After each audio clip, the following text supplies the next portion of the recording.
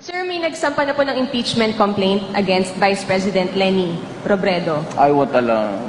Do you think, sir, may basehan po para ma-impeach nga po siya? What are your thoughts po? Look, we just had an election. Guys, lay off. Let's stop it. Can do other things, but do not tinker with the structure of government. I will not countenance it. Elected yung tao. So, why do you have to sit just because he keeps on harping on me? Yeah, this is democracy.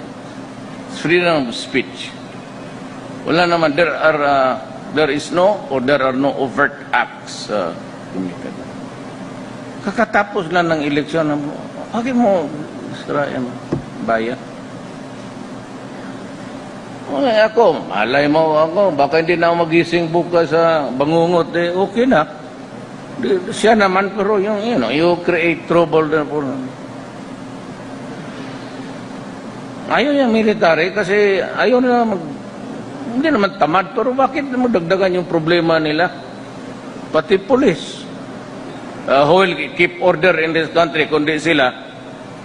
Ngayon magsabi lang, hindi lang natin na magsabi lang, mga to gusto ng gulo.